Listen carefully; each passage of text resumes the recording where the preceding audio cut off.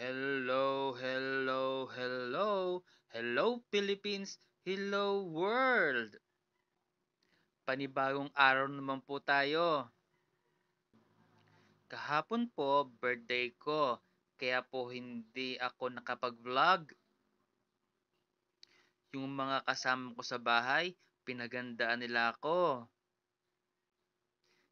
Imagine, bumali pa si Emon para sa trabaho niya, para sa paganda sa birthday ko. Yan si Kuya Emon. Saturday night, nagpaluto siya ng pansit. Sinelebrate namin yun. Araw ng Sabado yon. Kinabukasan, araw ng ah, araw ng Webes, pinagand bago pumasok sa trabaho, pinagluto ko ni Emo ng spaghetti. Yun kasi ang birthday ko, Thursday, April 10, ang birthday ko. Yun daw ang ipakain ko sa mga bisita ko. Tuwang-tuwa ako kasi may handa ako. At nalulungkot din ako dahil wala na siyang pera. Binali niya na yung sasahurin niya para sa Sabado. Sabi naman niya, okay lang daw yon. Basta importante may handa. Tsaka sabi naman niya, minsan lang naman maganda ang birthday. Darating ang birthday ng tao.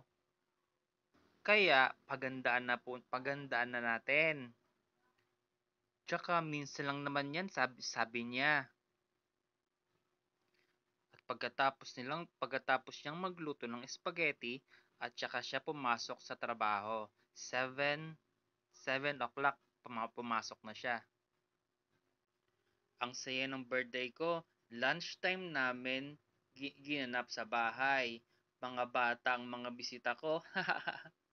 Ang saya.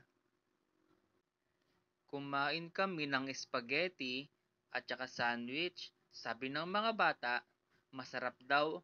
Masarap daw ang dalawang ang spaghetti. Sarap na sarap sila sa luto ni Emon. Tsaka si Kaseni ang tagasandok ng pagkain. Hindi pa kasi ako gumagaling yung kanang kamay ko.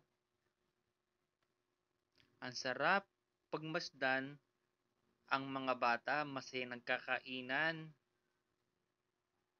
I wish na busog ko sila. Nag-enjoy ako kasi napasaya ko sila. Kaya Emon, maraming salamat ha. Kundi sa masarap mong luto, mapapawaw ka talaga.